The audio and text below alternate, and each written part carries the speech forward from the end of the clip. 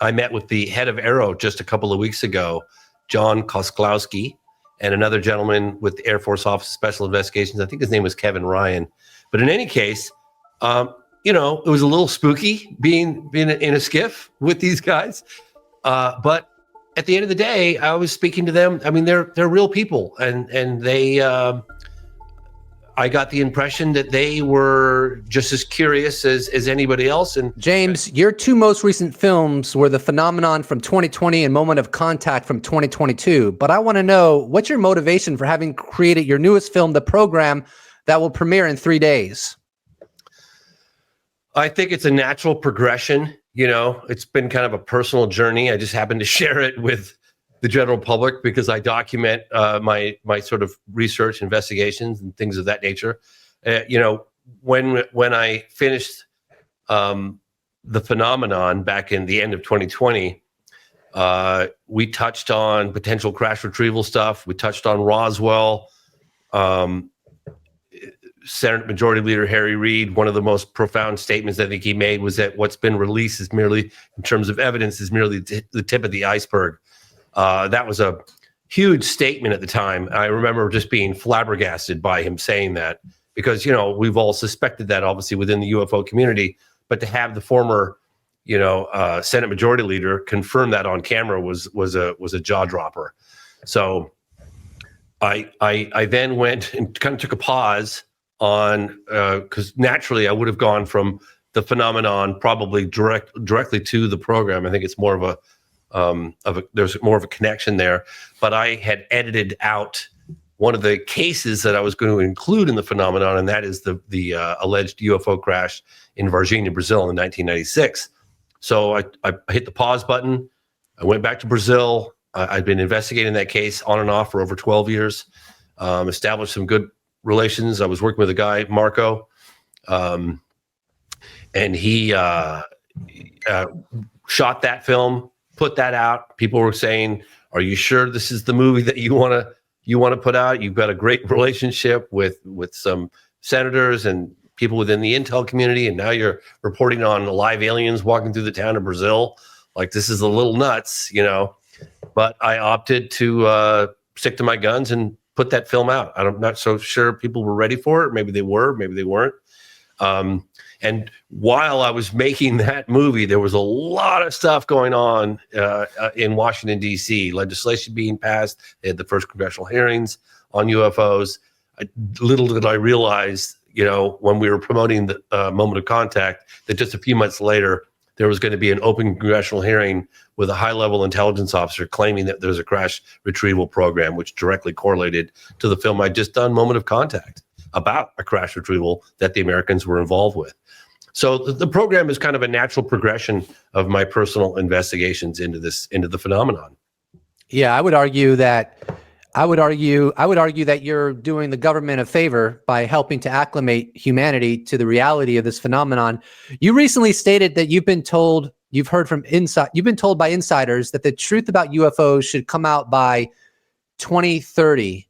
That's what I was told. I can't put money on that, but I was told that from people that I trust, that the plan is to trickle this out and have some level of full disclosure by 2030. Awesome. I hate putting dates on things, but that was told with me and I'm sharing it. I trust the people that shared that with me. Could we be wrong? Yes, we could be wrong. Maybe it'll come out sooner. Who knows?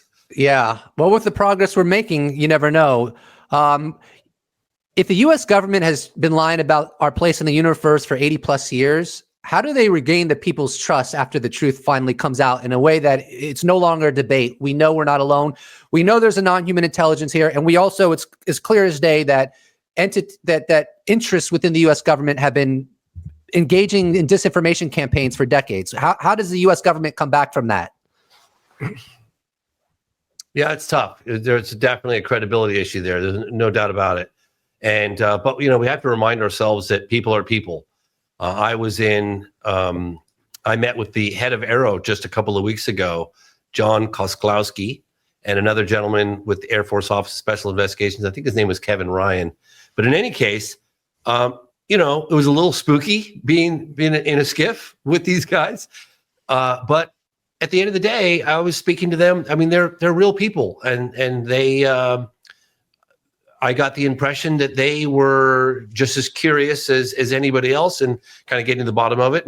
And John, actually, the new head of AARO, admitted to me, because I was asking him, "What's the plan?"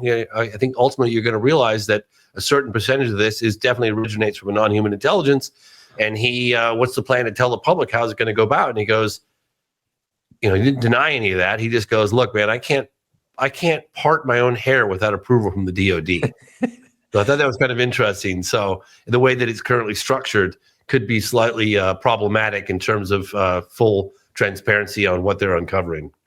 Well, I hope Jon Kosloski is better than Dr. Sean Kirkpatrick, because Kirkpatrick, in my opinion, was not a very good head of AARO. I think Elizondo recently came out with a statement regarding Glenn Gaffney, who at one time he had a long career with the CIA. At one time, he was the head of the Directorate for Science and Technology, and it's been reported, I think, even by Elizondo, that he's a major gatekeeper for the Deep Legacy program, and it's been reported that Glenn Gaffney was one of the secret advisors for Dr. Sean Kirkpatrick. When you were talking to Jon Kosloski, did you happen to talk about the Gimbal or GoFast event? Because he recently spoke about the GoFast event I think it was November 19th, was it? Where there was another hearing with Gillibrand. Yeah, with Gillibrand, and he basically gave the impression that the GoFast event was solved, but then former Lieutenant Ryan Graves spoke up about it and said, "Why did you, Mr. Kosloski, not actually talk with the pilot who took the footage, and that it actually encompassed 4 objects in a formation line abreast?" Why did Kosloski not go into that? He's the head of AARO. He should have known about it. Well, I think the acronym speaks volumes. All Domain Anomalous Resolution Office. Good luck with the resolution part. So they're tasked to provide probably a conventional explanation as best they can. And I remember actually one of the things I did talk to them about is the Tic Tac. Hey, did you guys figure out what that thing was? Well, this is like, did you? No. I think that's a really tricky case, because remember, the question isn't, can all UFOs, be extraterrestrial? It's just like, are any of them non-human intelligence? That's the question. It only takes one. Did Kosloski ask you? Did he request for you to have a conversation with him in a SCIF? How did that work out? There's. I'm just trying to think what I can.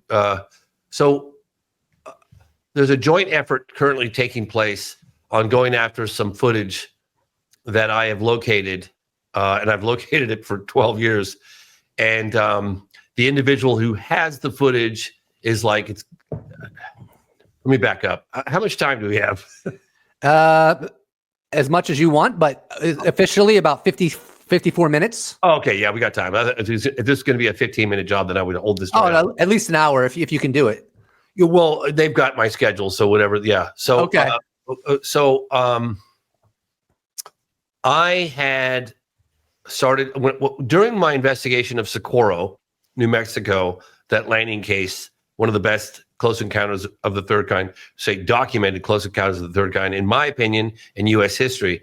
I was doing a deep dive into that case over a 5-year period for the phenomenon. I came upon an article by Coral Lorenzen of the UFO Bulletin that was like probably in 1964, right around the time of Socorro would be my guess.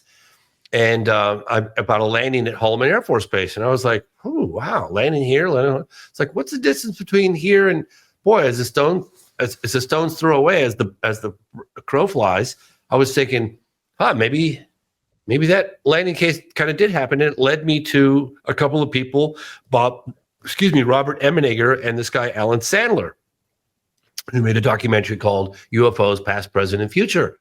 And so I started kind of looking into that. It was a side project from, looking into Socorro, but it really caught my eye.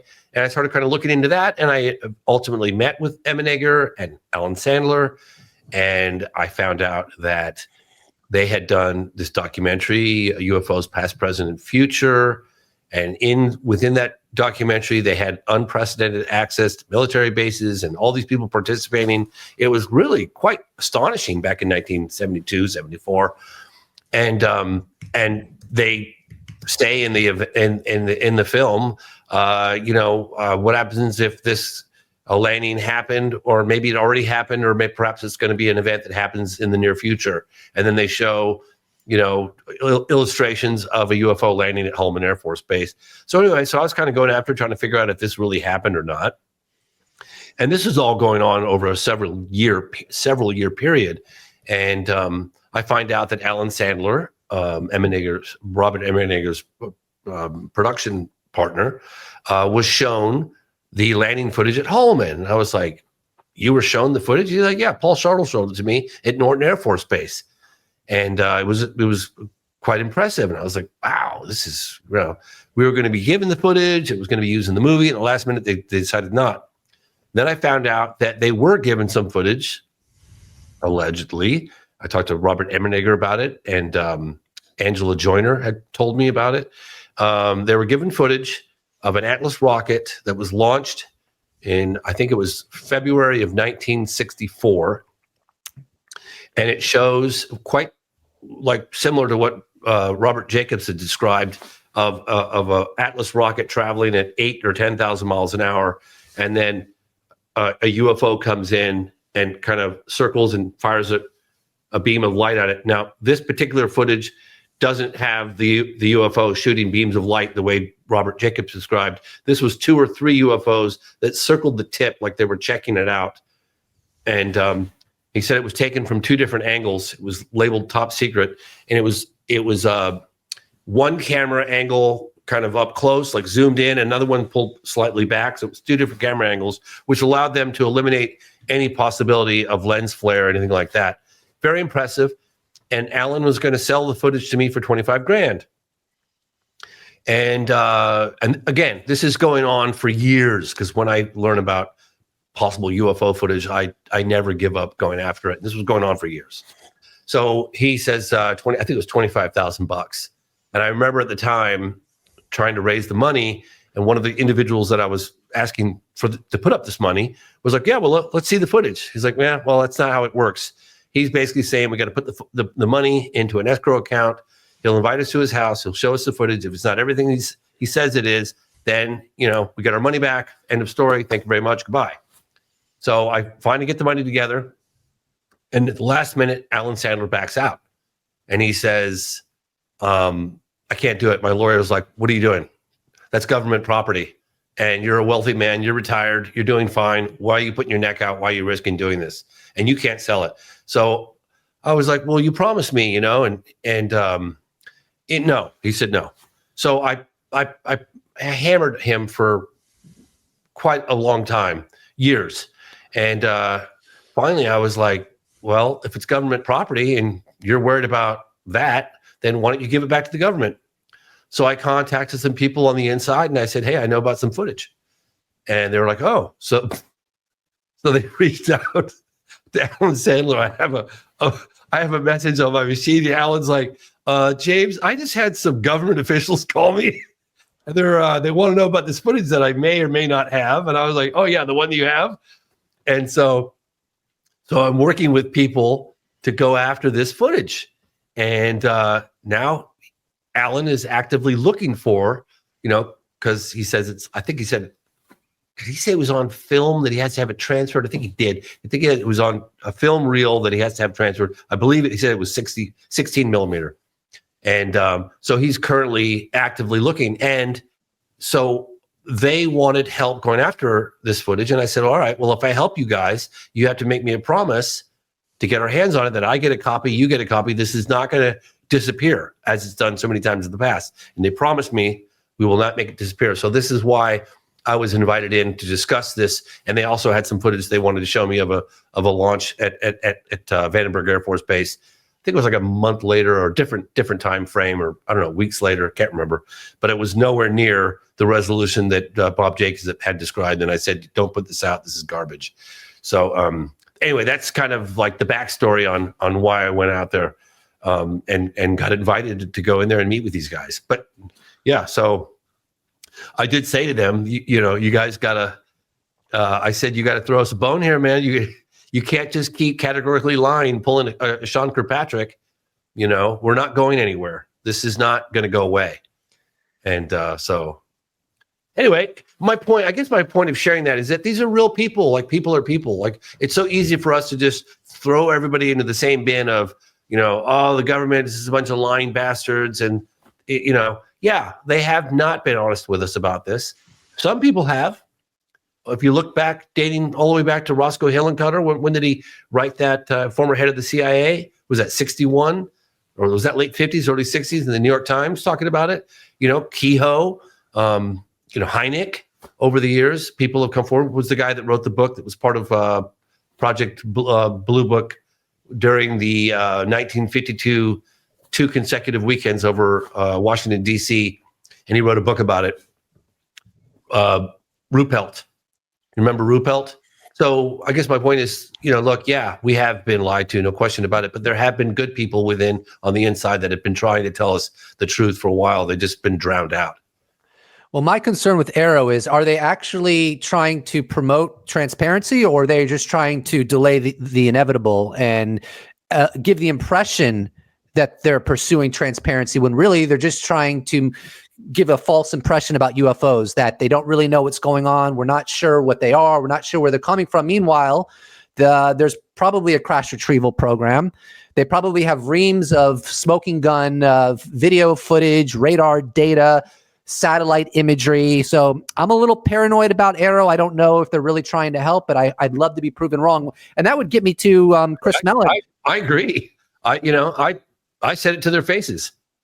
I literally said to the new head, you guys got to throw us a bone, man. You can't just keep lying. That last guy was terrible. Yep. And I told you what he said. And he said, you can say that publicly. You can say you met with me, and you can say that publicly, which means to me, he's trying to say, look, in some indications, my hands are tied. I can't part my hair without the DOD approving. Look, my gut feeling about Kosloski, he seems like a good dude. So maybe, maybe it's not really in his hands. Transparency is not in his hands. He can only do what the DOD will allow him to do. But I feel like the more the DOD delays in transparency, the worse disclosure and the more catastrophic disclosure is going to be. So I don't know why they're setting up, like if they're really obsessed with national security, you would think they would want to look good amongst the American public instead of constantly delaying transparency, which only makes them end up looking worse, and is only going to lead to more backlash. So I'm baffled by their approach to this whole thing. It's like they think they're just going to delay it to the last microsecond. Like, that just seems like a really bad strategy. Hey, look, I agree, but again, he said that to me for a reason. And he said, literally, I didn't ask, hey, can I go public with this? He said, and you can share that. So maybe what he was trying to tell the general public is, despite what my sentiments are about this and what I uncover, I can't disclose anything without the approval of the DOD, which is part of the executive branch, right?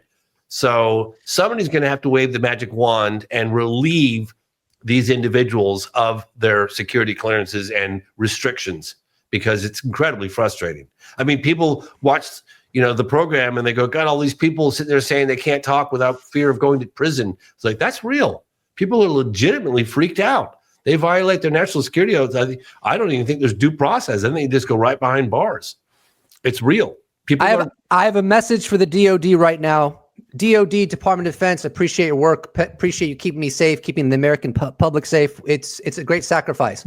But if your whole premise is national security and advancing the interests of America, then why are you delaying disclosure when Congress is begging you to tell the truth. The American public is begging you to tell the truth. Are you just going to wait to the last moment so that when the truth finally comes out, maybe it comes from the phenomenon itself, maybe China or Russia discloses first, or maybe you at some point you're so backed into the corner you have to tell the truth? Isn't that going to deteriorate national security, because you're going to cause the public to have much less trust in you than if you would actually work to just tell the truth and stop delaying it? But I'll leave it at that. James, tell me about satellite UAP imagery, because I know Chris Mellon was in your movie, and he actually told you about satellite UAP imagery that he saw.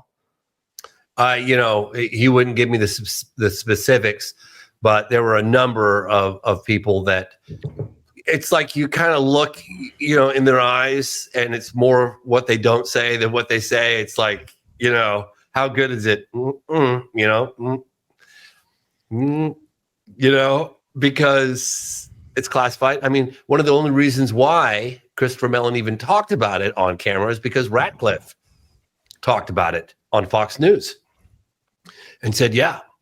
And revealed that information. So, I mean, look, it's frustrating. Look, we all want to see more happen sooner, but I really need to remind, look, I've been at this 30 years. Remind people how far we've come since 2017. Shoot, how far we've come since 2020, right? I mean, we've had 3 congressional hearings in the last couple of years. That's kind of a big deal. We've had 2 Intel folks testify under oath that there's a crash retrieval program, that the government has definitive proof that we're not alone in the universe, right? Let's not forget how far we've come and the momentum that we've gathered. And I think I'm working overtime. I've never worked so hard ever. I put this documentary out in record time. I worked around the clock. I was pulling 17-hour days, 7 days a week. I was working under horrible conditions because my distribution company cut off all my funding, robbed me blind. So I was battling that. And yet I pushed really, really hard and really quickly because this information is relevant, current, and needs to be told. So I can understand, the whole classification of satellite imagery, but why hasn't Congress seen the satellite imagery? Because I remember with the July 26th UFO hearing where David Grush testified under oath, he talked about satellite imagery he's seen that with a physics degree, he can't explain. And he said explicitly, as I recall, he doesn't understand why this hasn't been shown to Congress. I mean, Congress has the same security clearances that people like Mellon has. So why is Congress not being shown this satellite imagery? I don't know. I don't know specifically satellite imagery, but I know for a fact that a number of Congress folks have seen better imagery. I talked to Burchett about it. I know it's been mentioned by some other folks that have seen it, and they're very tight-lipped about revealing the details on it. But I know that there's no question in my mind that some of them have seen some of the more compelling photographic evidence. No question. Okay, that's good to hear. Burchett stated in your film that the only way we're going to get to the truth is if a commander-in-chief takes the lid off. Do you think Trump will do this, considering his platform to drain the swamp and the fact that his cabinet is highly supportive of UFO transparency? I think it's more likely than any other administration ever that he would that would be the one to do it. But we'll see. I mean, look, one of the things that I was a little discouraged by is that this all came out during his presidency, right? Because what was it? Well, let's see, December of 2017. Had he taken office then? He had, right? I'm not sure, to be honest. He's been in office. It came out at the end of 2017. So throughout his administration, and I was told that he was debriefed at a certain level. He didn't say much about it during the 4 years that he was in office, not that I can recall. Maybe things are going to be different this time. I'm very encouraged by Rubio and Ratcliffe, no question about that. And I've been told that Representative Burchett has been talking with the president-elect, and that he's optimistic that he's going to really push for transparency on that. I'd like to know better how things work. Like, could the president of the United States wave the magic wand and provide immunity to these whistleblowers? Could he do that? My gut tells me yes, What are they going to do to him? Throw him in jail? Well, no, but I'm saying could the president provide some level of immunity to the first? Oh, I get what you're saying. Yeah, coming forward. Right. Because the repercussions are very real. I mean, I've met with some individuals that they're terrified not just for their careers but their lives. I mean, they're really legitimately scared, and so I'd have to look. I'm going to dig into that a little more. But my understanding is that the president could, but I don't know for sure. I'd have to talk to somebody on the inside to really clarify that to me. Well, when you figure that out, let's hold Trump to that, because if I'm not going to make this political. I don't discuss politics, but when Trump's in office, he's in office, and I think the public should hold him to giving immunity to whistleblowers so that we can end the cover-up. Longtime congressional staffer, I think he was in it for 30 plus years, Kirk McConnell, in your film. Do you think 37 years? 37 years, and he was in your film. So guys, check out James Fox's film that's going to be going live in 3 days. But do you think Kirk McConnell has seen direct evidence of non-human intelligence? It's hard to say. I got to be careful what I say about him, but I think one of the things he reveals in the film is that they've met with firsthand witnesses, part of the program. Awesome. No question about that. He confirms that. Okay, and Rubio has as well. I've heard that Rubio has of the Gang of Eight. I don't know how many of them. Rubio, no question. It's really funny, actually. Did you watch the program, right? Oh yeah, twice. Okay, so you remember when Rubio's being interviewed on 60 Minutes? He said, could be a simple answer, or maybe it's not a simple answer. Yeah, good way of putting it. That was really good. Or not. But really complicated, Another thing that I'd never really done before is I'm looking on my whiteboard here. I always map out my films on a big whiteboard, and I do Act 1, Act 2, Act 3. And Act 3 of the film is the politics of disclosure, right? Now, you've probably given this a lot more thought than I have, but I never really thought about the complexities of disclosing what the governments know and what they don't know, and how that could affect world markets and financial institutions and religious institutions and all these other things that go on. But we explore that a little bit in the program, and I thought it was really, a lot of people have been really, particularly people that are not that familiar with the topic, to explore some of the ramifications. It's a much more complex issue than just like, hey, let's have more transparency, tell us the truth, kind of thing. There are a number of things that need to happen before that takes place, and they've done research about that. I think Hal Puthoff was involved with a project that was basically talking about the pros and cons of and how one goes about doing it.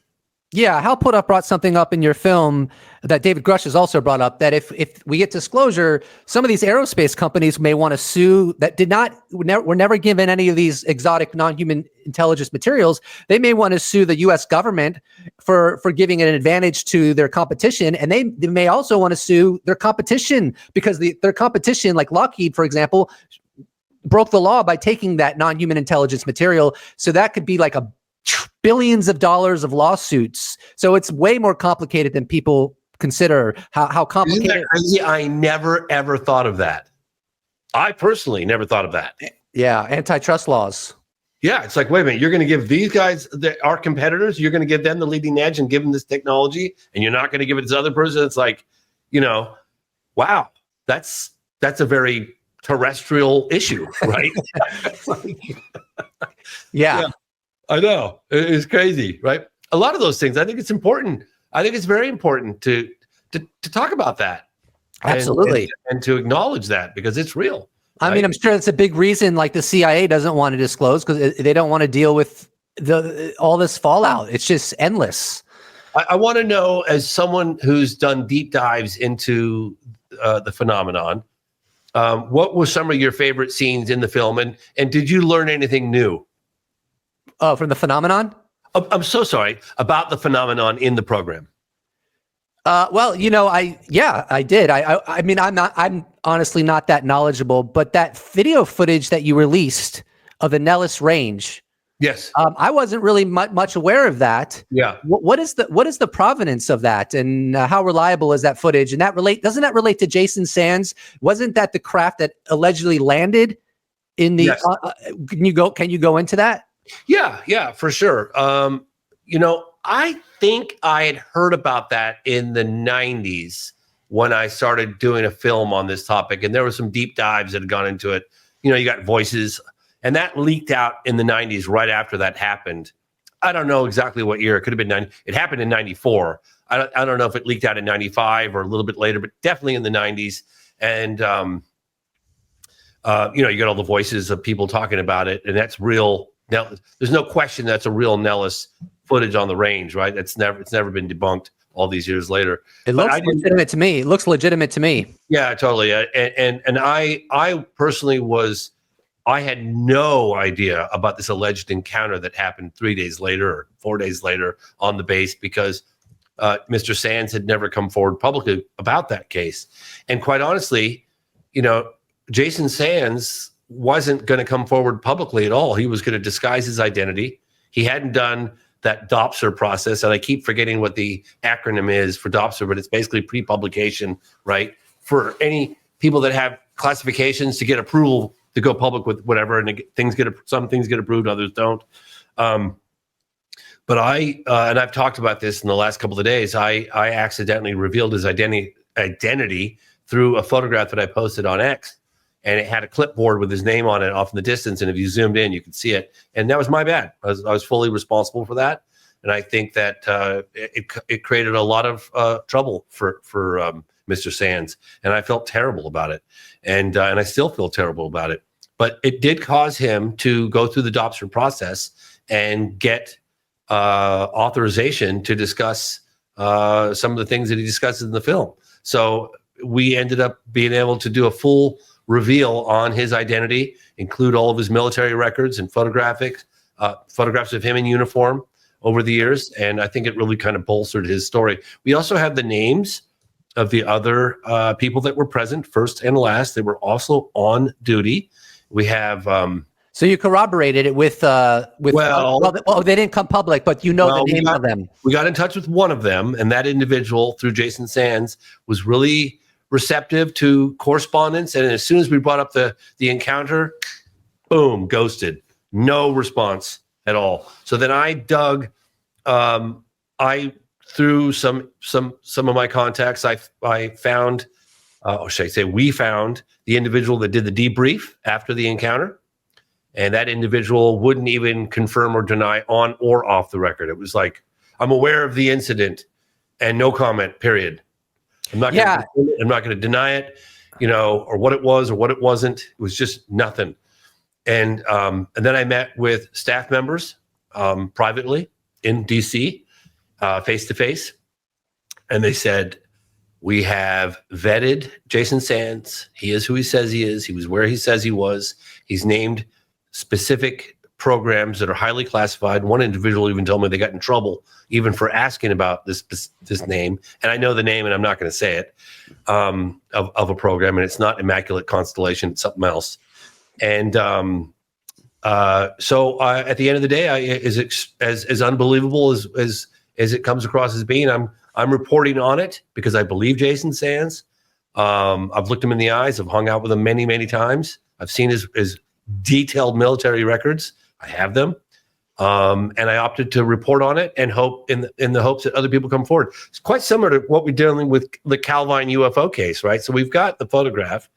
We've got the RAF press officer, Craig Lindsay, who interviewed the witnesses and did some analysis work and kept that print. Thank God. Thank you, Craig Lindsay. And thank you, David Clark, for that. We have the co-worker in the kitchen, right? Who saw the men in black come in and intimidate the two witnesses. And then they vanished after a couple of weeks, forever, gone off the face of the earth. We don't have them, but I'm reporting on the story. I'm putting it out there. I even mentioned that in the film because it's an ongoing investigation. And if they're out there, we still want them to come forward.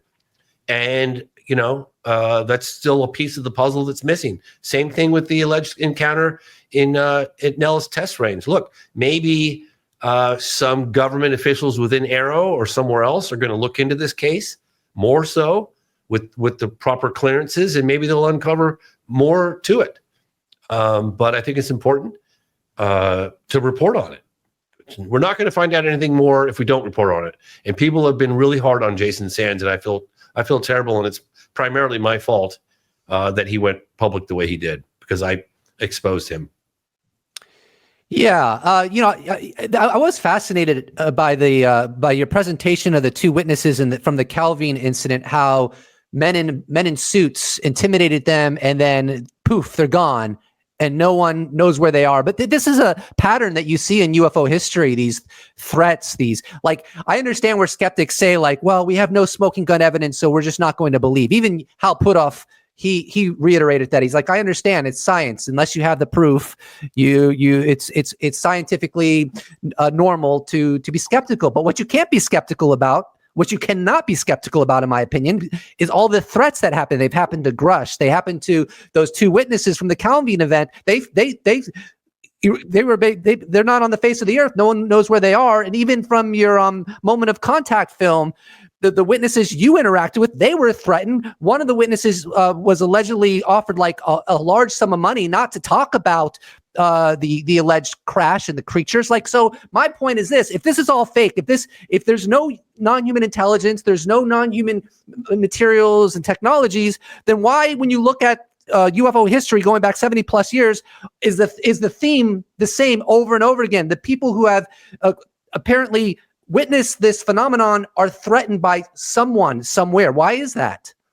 You forgot another one, because the first time I ever actually kind of reported on these men in suits was I'd heard about it dating back to the 90s. I could talk until tomorrow morning on all the cases that I've heard where these men in suits show up and intimidate and obfuscate and collect all the data, all the compelling data.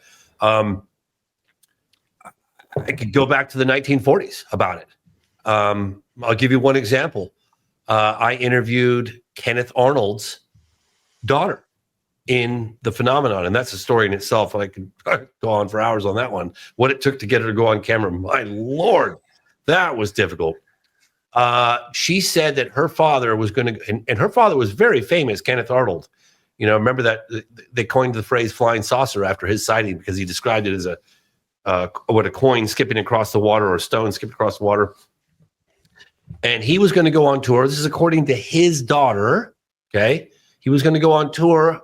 I think he wrote a book, and he was going to go on tour and talk about what he'd seen and whatever around the country. And he got a visit and basically threatening his life. No, you're not doing that. And all the Roswell witnesses, Roswell witnesses saying, we're going to pick your bones out of the soil, and we're going to pick your family's bones out of the soil. What? So I have to ask you this, James. I heard 10 witnesses describe that. You got the 1950 McMinnville, Oregon, Paul Trent and his wife, I think it was Evelyn, and she had a guy in a suit show up at her house, ransack her house, try to find the other negatives. 1960, was it 65? Was it Rex Heflin, 65, Santa Ana, California? Men in suits showing up at his place. I mean, this just goes on and on and on. It's beyond. It's to me, there is no legitimate skepticism that this is happening. Oh, no question. And then I kept hearing about it and hearing about it and hearing about it. I did 50 Years of Denial. Then I did Out of the Blue. Then I did Out of the Blue version 2. Then I did I Know What I Saw. And I refused for the better part of 20 years to report on these MIB, Men in Black, because all the baggage it had, just, you know what I mean? And then when I reported on it a little bit with Greenwald, who was the science teacher at Westall Primary School in 1966, where you had that UFO landing event, that flying saucer in broad daylight with 300 plus witnesses. And then he got a knock on his door. Because why did that science teacher, who's a direct witness at the school, standing next to his students during this, not defend his students over decades? Well, he got a visit to shut the hell up, and I reported. That was the first time I reported on it. Then I got to Brazil, and that woman describes the mother of the two girls, Katya. No, there was Valkyria and Liliani and Katya. Valkyria and Liliani's mother said that these men in suits showed up, and I was like, "Are you kidding me? Like, really? I'm going all in on this one," and I did. And I went all in on it. And then I had no idea when I got this interview with Richard Greaves, I'm sorry, in Scotland, that was going to lead to these men in black again that showed up. This is why these guys vanished for 34 years. They had every intention to publish those photographs. They were at one of the biggest newspapers in Scotland when they were going to publish their story.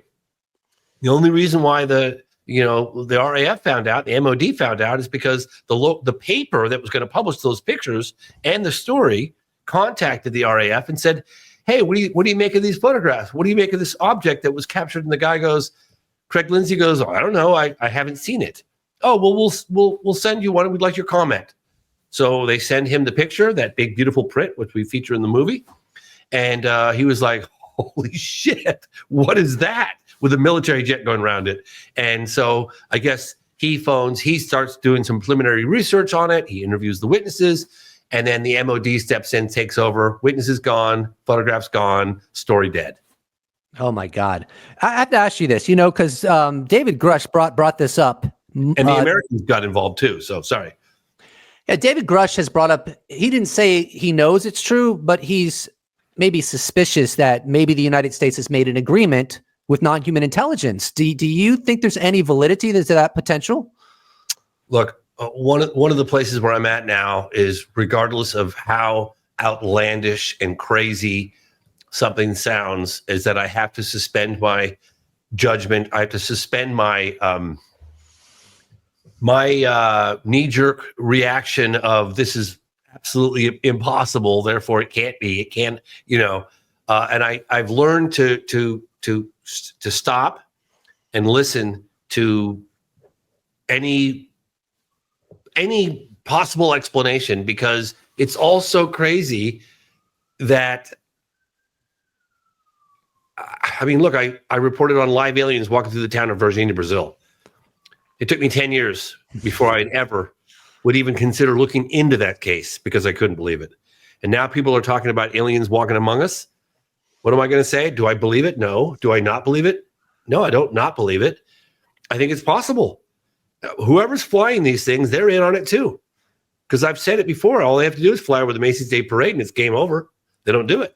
I mean, the non-human intelligence, they're gaslighting the public as much as the government is gaslighting the public. Yeah, well, whatever their agenda is, and I have no idea, but they're not making themselves. I mean, look, they've done some pretty brazen things, right?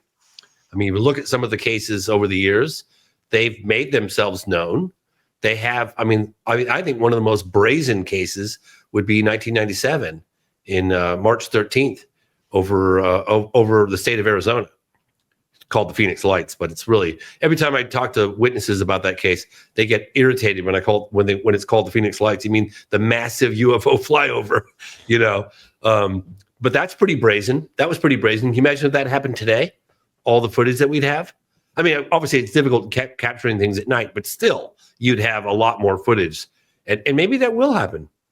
Yeah. I mean, look at the case in O'Hare Airport, flying over a busy airport, hovering over Terminal 17 for several minutes. A disc? Really? That's pretty brazen, right? I mean, what are you doing? What are you doing hovering over an airport? With all the radar and the pilots and the people. It's almost like cosmic foreplay, right? But eventually they're going to show up and they're going to allow themselves to be proven. And what's the Pentagon going to say then? And secondly, do you think disclosure would unite humanity in any significant way? I do. Yes. Look at what's happening in Washington, D.C. Just look at the Democrats working with the Republicans. Look at that. Isn't that beautiful to see people working together, right? Going after the story. It transcends politics and religion and borders. I think it's a question. That's why I say it's like, yeah, the epicenter right now happens to be in the United States. This unprecedented push for transparency, right? I mean, we've seen some stuff happen in England, and we've seen previously classified documents released in France. We've seen congressional hearings in Brazil. I personally went to China and I went to Russia in the late 90s. It'd be very different going there now, but they were very open about it then. I interviewed a general in Russia. Well, I did interview a couple of generals in Russia, but I also interviewed a general in China and speaking pretty openly about it. And I think that was 2018, maybe 2019, something like that. So, but I think, I think the epicenter really is in America, and there are global implications, right? It's not just the impact it's going to have on Americans. This is global. So if the U.S. admits, they've got this stuff, that's what I kind of wonder about too. Like, if they're going to say we have definitive proof that we're not alone, they better have some damn evidence to reveal, because the scientific community is not going to buy it, right? They're going to need to see it. They're never going to give up that technology. I'm told that's never going to happen, because if that technology gets into the wrong hands and you could somehow reverse engineer it, put a nuke on that, that's not going to go well. I just heard a noise in here. Maybe it's the wind. Anyway, where were we? I'll ask you this. Do you think Carl Nell, former, what was he, general? Aerospace. Well, do you think he was one of the 40 witnesses that David Grush referenced? I don't know. I have a hard time reading him. I've hung out with him a couple of times. Most recently at Soul, the Soul Foundation. And we kept our conversation light. And as soon as I probed into anything UAP related, he clammed up. So, but it certainly makes me wonder whether he's a first-hand or a second-hand, or what he's seen, because he's made some pretty definitive statements. You had a guy you called U.S. Navy X in your film, and here's a quote, maybe not a perfect quote, but I think he said, "The American people are being lied to. High time we rip the Band-Aid off and go for full transparency. Americans in the world have a right to know." Will this Navy X guy ever go, like you obviously you made his voice anonymous and you didn't give his real name, but will he ever go public? This individual is putting out a statement the day the film's being released. I've been working with this individual on that statement, and there will be a lot of things explained within that statement, and that'll go public on the 16th. Would you consider him? Would you consider him a first-hand witness of sorts? Definitely. All right, I look forward to his statement, but you're not going to elaborate on that, obviously. No, I can't. Yeah. Okay. Do you have any reason to think there's any component of NASA that knows UFO or not non-human intelligence? Because I did. Yeah, I did. And I felt like, when I kind of mowed the head of NASA at that press conference, I was really ticked off at his response to Bill Nelson. Bill Nelson, yeah. Because, they were really adamant that everyone only got one question in. And I really wanted to ask him about David Grush, because he had just testified in open congressional hearings, just like, I don't know, within weeks or a month, whatever it was, recent. But I could only get one question in. I actually squeezed two questions in, and I was the first person out the gate. And I was like, God, I really wanted to ask about David Grush. And thank God another individual came up and just nailed it. So I got my two questions. He got the David Grush in. And what I kind of expected Bill Nelson to say is, hey, NASA's currently in the process of investigating UAP. And, we take these allegations seriously, particularly, a gentleman within the intelligence community with the clearances, et cetera, furthermore and henceforth. We're looking into this and we'll report back accordingly. That's kind of what I expected him to say. But he went out and did a hatchet job on Grush. It was so blatantly obvious that I really started to think, no, wait a minute, that wasn't just skepticism, that was debunking. Like, he literally went out of his way to be like, oh yeah, he talked about a buddy of his that had a alien in a cardboard box in a warehouse somewhere. It's like, what are you talking about? I was so upset at the time.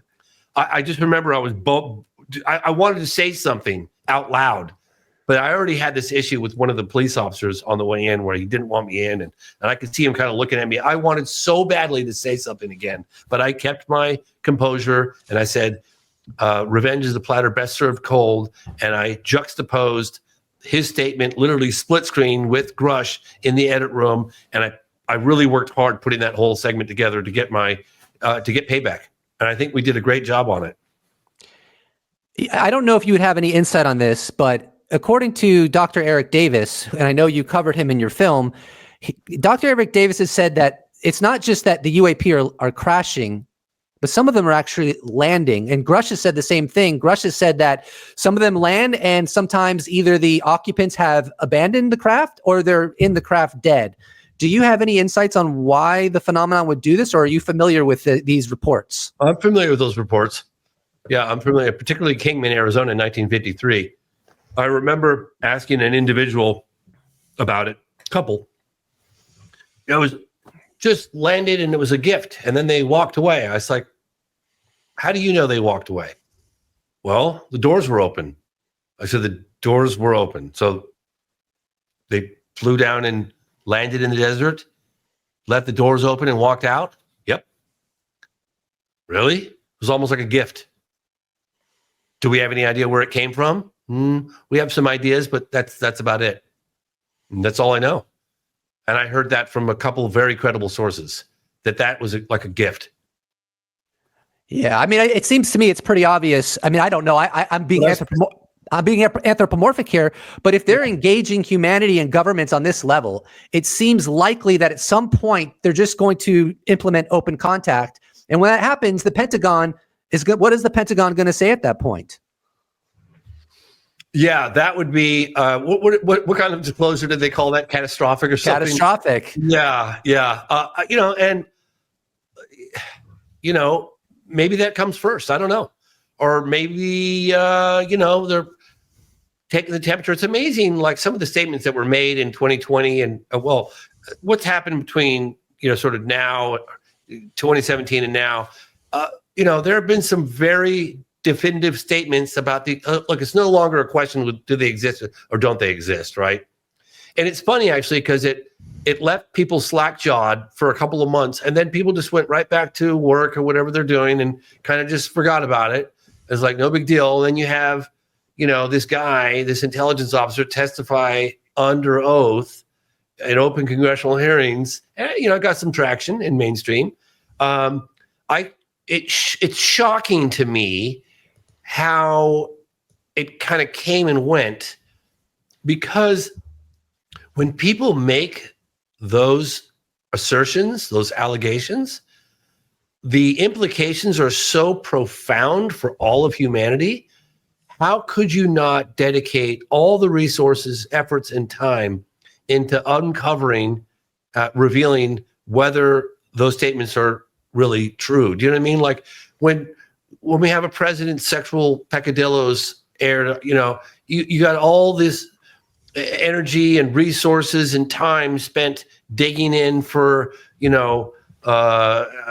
a sexual encounter with the president. I mean, the Monica Lewinsky thing, case in point, hearings and all that stuff, testifying, and yet you've got a guy who comes forward and makes these extraordinary allegations, right?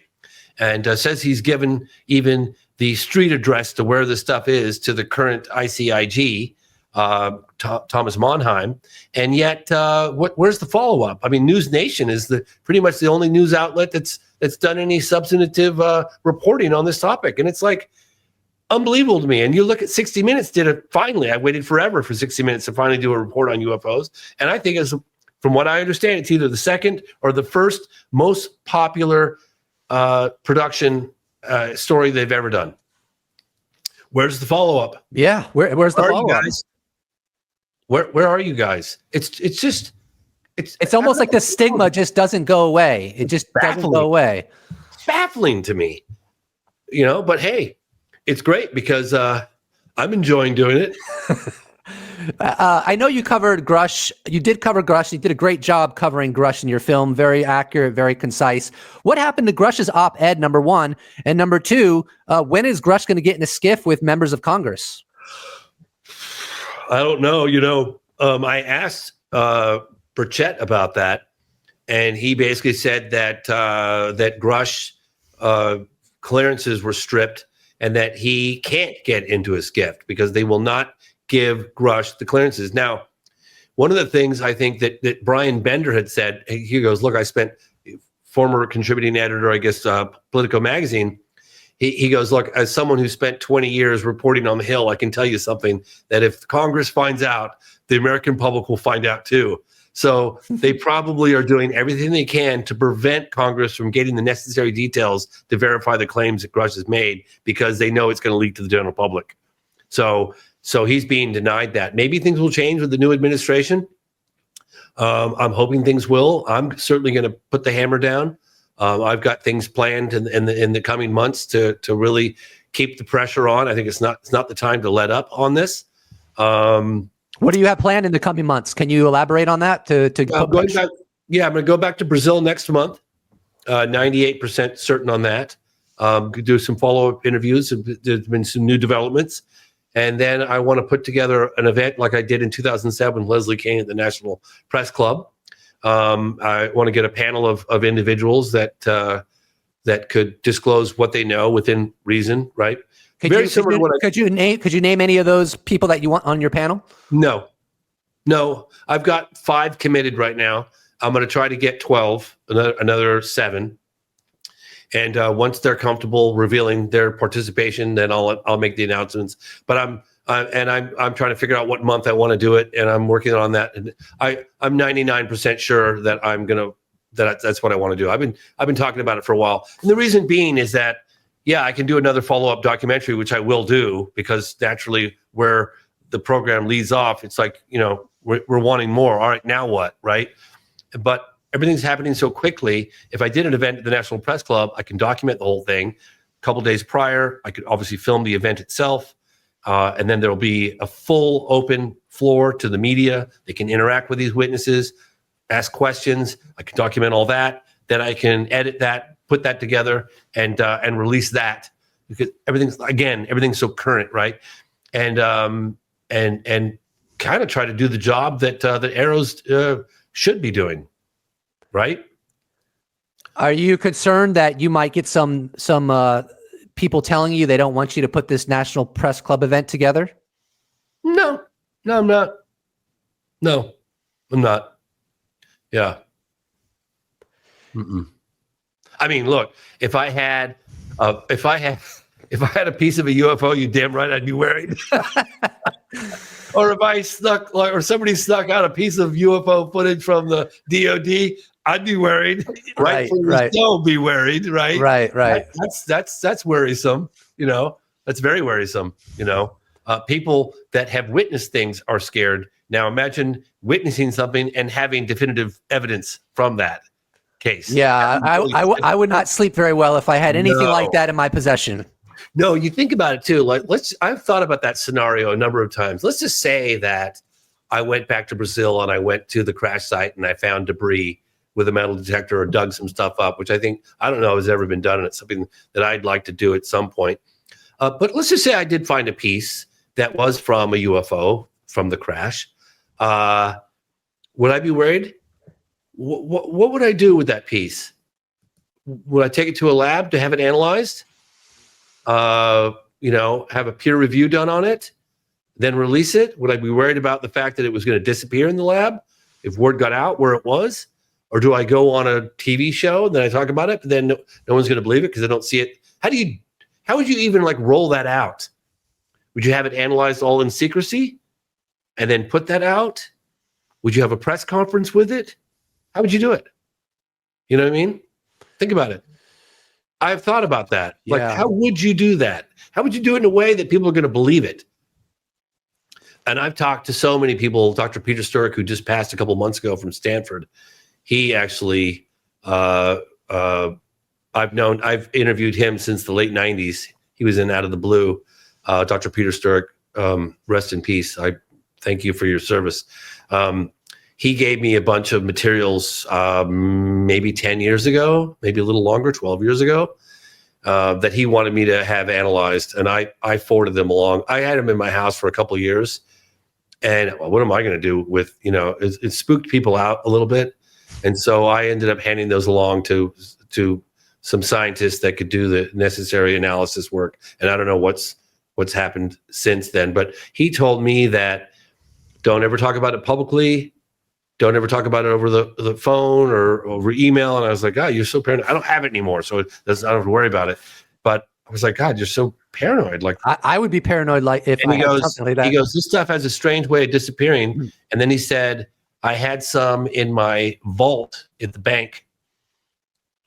And the bank manager called him and said, I'm not sure how to explain this, but your bank vault was opened and it's left open and the contents are gone. And Dr. Peter Sturck told me this. He said this stuff has a strange way of disappearing. He also had stuff disappear from a lab that he was having analyzed. People showed up and said, oh, we're from Dr. Peter Sturck's office, whatever. We're here to pick the stuff up. That was gone. But he had it spread out all over the place. So he wasn't dumb. But he did tell me, he literally said, this stuff has a strange way of disappearing. Be very careful. And I ended up, after a couple of years, I gave it out to some scientists to have it analyzed. And I don't know what's happened to it since. I could probably follow up. Yeah, well, this reminds me of the part of your film where Chris Mellon talks about how from the archives, he wanted someone to look into the archives record from the Nimitz event, and it was gone. Everything before and everything was after was still there. But I'll give you the last word, James. Thank you so much for coming on my show, and you can tell the audience when your film's coming out and how to find it. Oh, did we just get cut off? No. It's been about an hour, and I don't want to. Okay, gotcha. Yeah, I know they got me scheduled for other things. So I want to quickly say this is the most independent production we've ever done from start to finish. We have no distributor. We're doing it all completely independently on our own. The film will be available on the 16th of December, which is in a couple of days. It'll be available on Amazon, iTunes, Apple TV, Vimeo, and I've posted various other platforms on my X site, formerly known as Twitter, at James C. Fox. C for Charlie, James at James C. Fox. And it's going to be available for purchase only for the first couple of weeks. And it's going to be expensive. It's $20. And I totally understand that's a lot of money. If you can afford to support our complete independent production, then purchase it. And if you can't, it'll be available to rent for a much lower price in 2 weeks. Awesome. Thank you so much, James. Special thanks to all YouTube members, patrons, those that have bought merch, those that have given me a one-time donation. I couldn't do it without you. Thank you so much. See you in the next episode.